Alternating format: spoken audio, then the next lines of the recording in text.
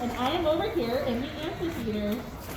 And I'm Tamarius, over here in the Longhouse, and we're going to teach you about California sea lions. If you can hear us but can't see us, feel free to come join us inside the amphitheater or inside the Longhouse. We ask that during this training you stay seated for the duration of the program and do not approach the fence or the glass to allow others behind you to see. Today we're going to be learning about California sea lions and how we care for them here at the Memphis Zoo. But before we do that, let's introduce you to our sea lions. Alright, each of our sea lions are trained to recognize a specific shape called a station symbol, which helps them know which trainer to go to. So see if you can use that to recognize each of our sea lions during this training. First up, we have Miss Teva in front. Everyone say, good to see you, Teva. Teva is 10 years old, and her station symbol is a pink square. She was born here at the Memphis Zoo in 2012 and began training at a young age. Because of this, she has the strongest bond with her trainers, and you can often hear her vocalizing during these sessions, and she likes to sort of cheer herself on. Alright, and in the middle of the island we do have Zoe. Everyone say, howdy Zoe. Alright, Zoe was born here at the Memphis Zoo in 2018 and is the daughter to one of our sea lions named Remy. Her station symbol is that blue star. Zoe began training at a young age and is a fast learner. She likes to get creative with her training behaviors and adds her own unique spin. Finally, we have Miss Gracie in the back. Everyone say hi, Gracie. Gracie's station symbol is an orange hourglass, and she was also born here at the Memphis Zoo in 2012, but she was born to Mom Catalina. She is generally calm and focused during her training sessions. Because of this, she learns new things fast and is advancing in her training quickly.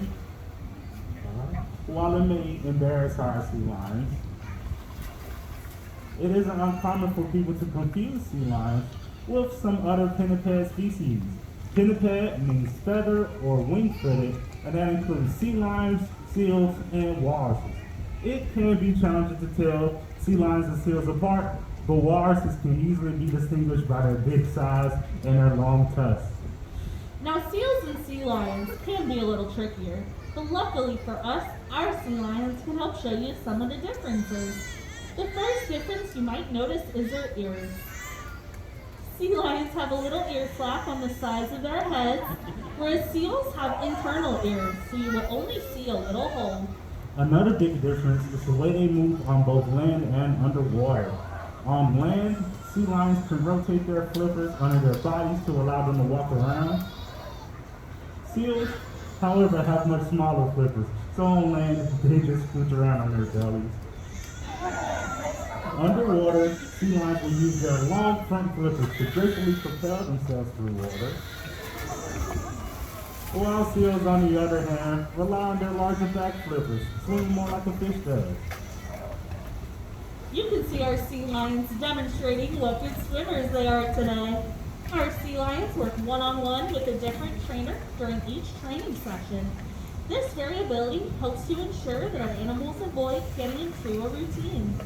During this training, you will see our sea lions do many different behaviors. Some of the behaviors you'll see today help with their veterinary care. Our animals practice these behaviors every day, which assures that they will feel comfortable for any checkups they might need. These behaviors might be as simple as a sea lion presenting part of their body for our trainers to take a closer look, opening their mouths to assess their dental health, or more complicated behaviors like participation in x-rays and eye exams. In addition to training our animals to participate in their own veterinary care, we also train our animals to participate in natural behaviors you will see wild sea lions do. While these and other behaviors help to keep our sea lions physically stimulated, we also want to ensure that they are mentally stimulated as well. And providing them regular training and opportunities to learn new things, we help to ensure that our animals are mentally engaged. While working with our sea lions, you might see our trainers using a target, which could be their hand, a blue buoy at the end of a stick, and the sea lion station symbol. When you see one of our sea lions touch their nose or flipper to one of these things, they are doing what is called a target behavior. Target behaviors help in moving the animals around their exhibit or positioning their bodies to help us get a good look at them. While watching this training, you might notice our trainers using the word good when working with our sea lions. Our trainers will say good when an animal performs the behavior correctly. Once our sea lion hears this word, they receive a reward, and their favorite reward comes in the form of a fish or squid. But Max, what happens if one of the sea lions doesn't do the behavior correctly, or the one that we asked? That's a great question, Tamarius. Sometimes our sea lions may get confused, so we may ask them for a different behavior that they're more confident in, and try the first behavior again later. This type of training is called positive reinforcement and focuses on rewarding the behaviors we want to see.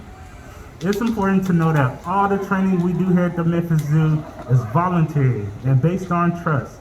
Our trainers have spent a lot of time forming close relationships with each of these animals. So every behavior you see our sea lions do here, they do because they choose to. While our sea lions here at the zoo don't have to worry about predators, sea lions in nature do. It looks like some of our sea lions are mimicking one of their natural predators.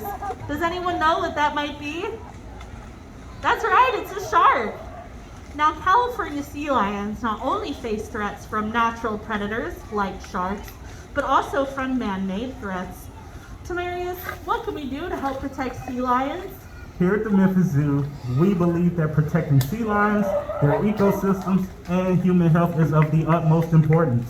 The ocean not only provides a home to animals like sea lions, but also plays a vital role in all climates, including landlocked places like Memphis. Just as our heart regulates the flow of blood throughout our bodies, the ocean regulates our climate by controlling the amount of heat and moisture that goes to all parts of the world. Like our heart requires care and protection, the ocean requires monitoring and protection as well. When we burn fossil fuels such as coal, oil, and methane gas, we put stress on the ecosystem and damage its ability to effectively stabilize the climate. This stress can cause the ocean to pump the incorrect amounts of heat and moisture to all parts of the world. One example of how this stress can affect ecosystems can be seen in the food chain of California sea lions. As the ocean warms in some areas, plankton populations can decrease, and so do many fish populations, which rely on plankton as a main food source. When those fish populations decline, it forces California sea lions to need to look elsewhere for the fish they eat, thus affecting an entire ecosystem. The Memphis community is coming together to help protect not only vulnerable species like sea lions, but our own families and neighbors through the Memphis Area Climate Action Plan. This plan focuses on reducing carbon emissions in Memphis and Shelby County by owning in on 3 specific areas: energy, transportation, and waste.